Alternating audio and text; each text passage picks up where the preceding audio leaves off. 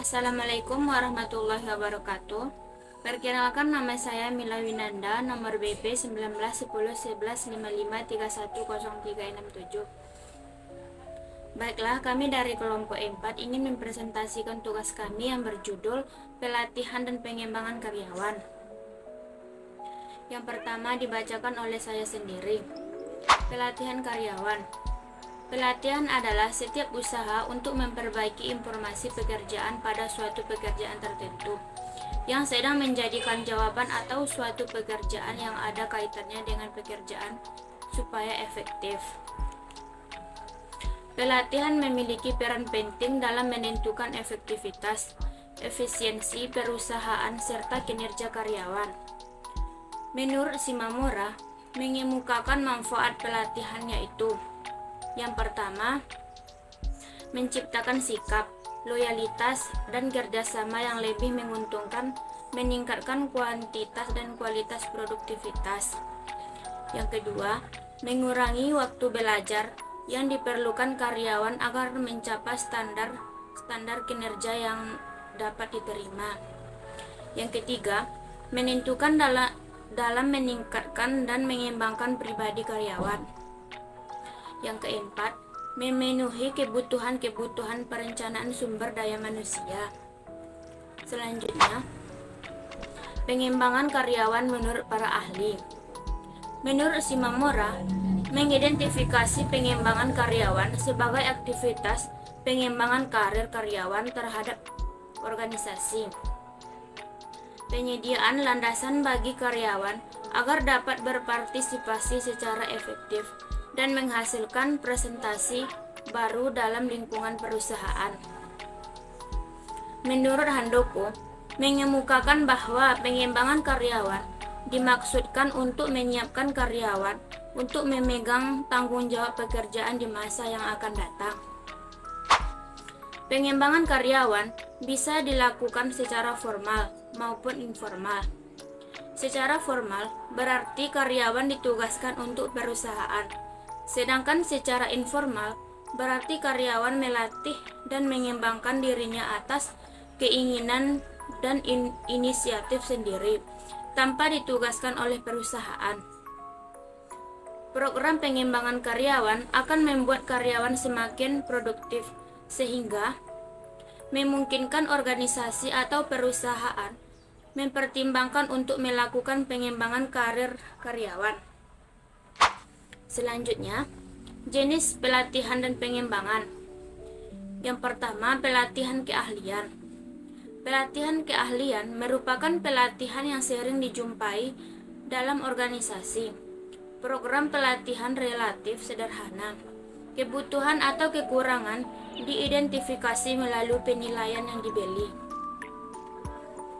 Yang kedua, pelatihan ulang. Pelatihan ulang adalah subset pelatihan keahlian.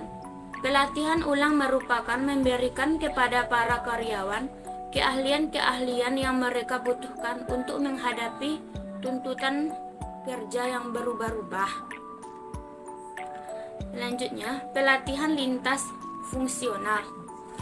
Pelatihan lintas fungsional melibatkan pelatihan karyawan untuk melakukan aktivitas kerja dalam bidang lainnya selain dan pekerjaan yang ditugaskan.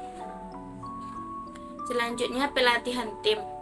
Pelatihan tim merupakan kerjasama terdiri dari sekelompok individu untuk menyelesaikan pekerjaan demi tujuan bersama dalam sebuah kerja tim.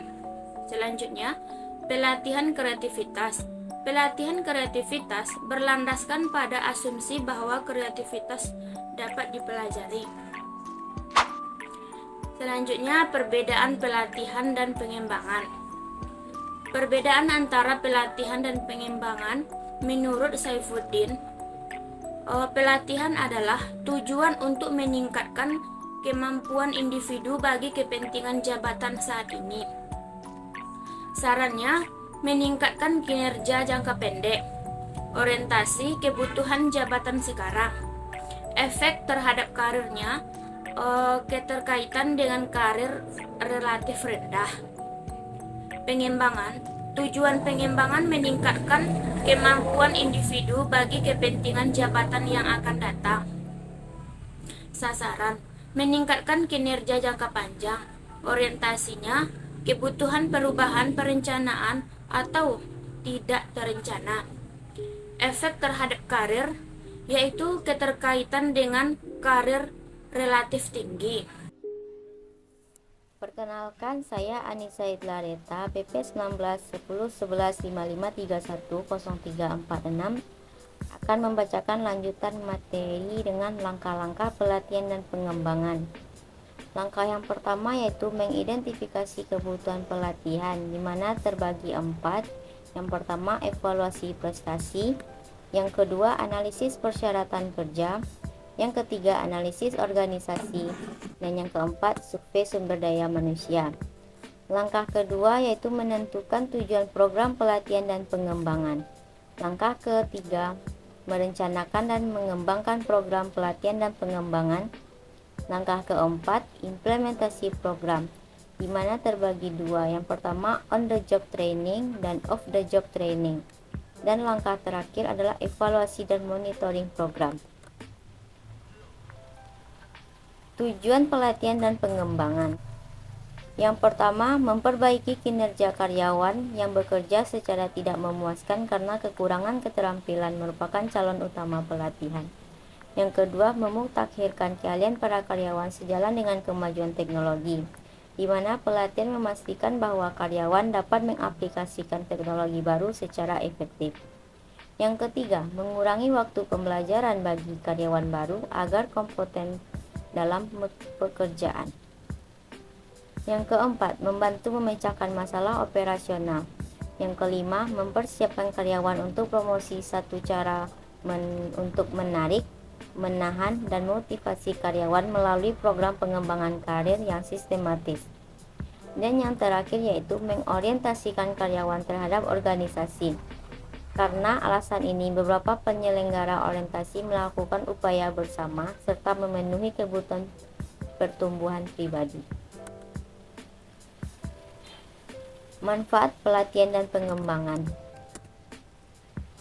Yang pertama, meningkatkan kuantitas dan kualitas produktivitas. Yang kedua, mengurangi waktu belajar yang diperlukan karyawan untuk mencapai standar. Yang ketiga, kinerja yang dapat diterima. Yang keempat, membentuk sikap loyalitas dan kerjasama yang lebih menguntungkan. Yang kelima, memenuhi kebutuhan perencanaan sumber daya manusia. Yang keenam, mengurangi frekuensi dan biaya kecelakaan kerja. Yang ketujuh, membantu karyawan dalam peningkatan dan pengembangan pribadi mereka.